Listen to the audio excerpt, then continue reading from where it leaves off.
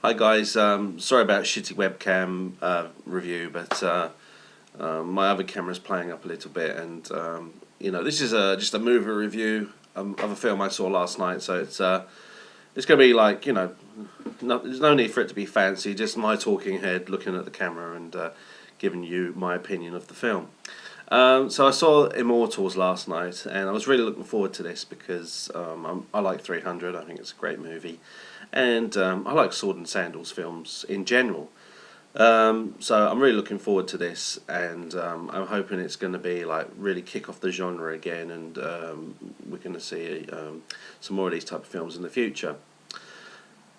It's got some good points and it's got some bad points, and and one of the bad points is quite major, really. I think I'll basically go on about those, and my main problem with it is the storyline. It's just not very well structured, and I found the characterization, not by the actors. I thought the acting was well done, but I thought that the actors weren't well directed. They weren't given much characterization apart from Mickey Rourke's character.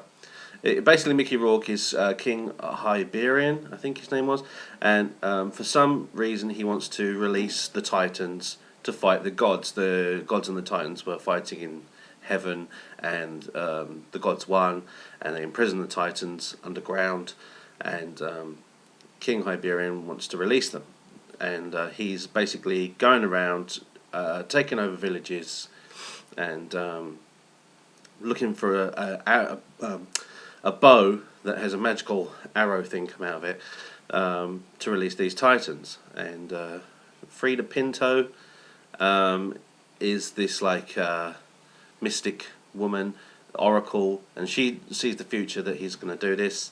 So, but he's looking for her because she knows where the bow is. So she goes on the run, and she happens to meet up with is it Henry Cavill? I think his name is, who was really good in this. I'm really looking forward to seeing him being Superman. But she meets up with him because he's on the he's not in his village anymore because his mother was killed by King Hyberian as well, and I mean that's the thing, right? Henry Cavill and I'm probably saying his name wrong, and his mother, they're about to flee their village because he's coming there, and they say, "Oh no, you can't. You're peasants. You can't leave the village." So he goes to his mother. Okay, you know we'll stay here till the next day, and then the soldiers will escort us out the next day. And I'm thinking, well, why don't you just go anyway? I mean, you're a good fighter. I'm sure you and your mum, you escort your mum. You don't want to be in the army anyway, so why don't you just take your mum yourself? But he doesn't. He leaves her there, so his mother gets killed.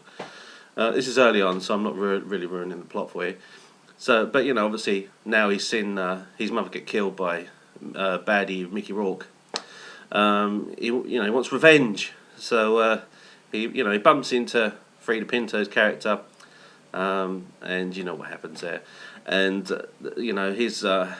They're just walking around, not really doing anything, kind of going from one scene to the next. And a lot of the stuff at the beginning, you kind of think, is this the main hero? I mean, I know he's a good fighter, but he keeps coming unstuck. And the gods up in heaven don't... And this is another thing, the gods in heaven aren't allowed to intervene. They're not allowed to intervene in man's affairs, so... Zeus is saying, no, you can't interfere with man's affairs. But Mickey Rourke down there, he's going, I'm fed up with the gods' rule. I want to release the Titans. And I'm thinking, well, why? Why do you want to release the Titans if the gods don't interfere? That don't make no sense. So he really doesn't have a motive for releasing the Titans. So I don't know. I just found the actual storyline a bit weak, and they sort of tried to put in kind of mythological stories of old, like the Minotaur story is kind of told in a new way, and the action's very good. I enjoyed the action.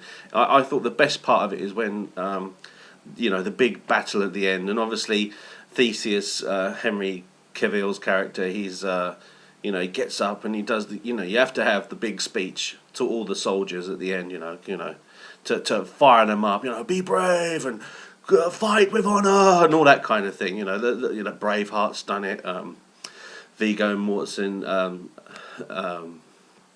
did it in Lord of the Rings. I'm trying to think. Even Orlando Bloom did it in Kingdom of Heaven. You know, it's basic. I think that's what it's called, wasn't it? I can't remember. I only saw it once.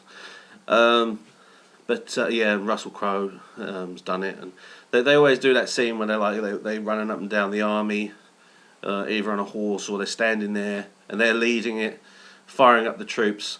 So I mean that bit was good, and the actual battle was really good, and it did have kind of a 300 style to it. But I didn't feel any emotion towards the characters really. I mean, Mickey Rourke was great. He was standout because his character, you know, was seemed different to the others. He was really evil and had no redeeming qualities whatsoever, and he really was a really good boo hiss baddie. But the people on the other side, as I said, it was badly directed because they all seemed to speak like the same. Like, you know, you'd have Henry Cavill trying. I mean, he did a really good job, but he'd have like dialogue that really just didn't tell us much about him as a person. You know, I've got to. They all talk like this. I've got to fight with honor and fight the evil bad guy and then the you know, the people who he's trying to convince, like the main leader, of course, who doesn't believe him. Another cliche. He's like, we want peace. I will talk to King Hyperion, and we are a peaceful people. And they all talk like in that kind of way. You know, and I don't know. I just feel if you know, if the characters, the good guys, were given a better script, you would have you know, rooted for them more. But in the end, I kind of started to. I think the rousing speech part was the best bit, which kind of made me get on side with him. And but it was a little bit too late in the day, really, because I don't, you know, you have to go through an awful lot of storyline to get to that bit. So overall, I enjoyed it for the action and special effects, and I didn't like it for the way the actors were directed, the dialogue they were given, and apart from Mickey Rourke. And the storyline was just it's been done before lots and lots of times, so I'd say you'd still enjoy it if you like the action scenes, but don't go in there expecting anything near as good as 300 or Gladiator or anything like that. So 3 stars out of 5. I'll catch you later.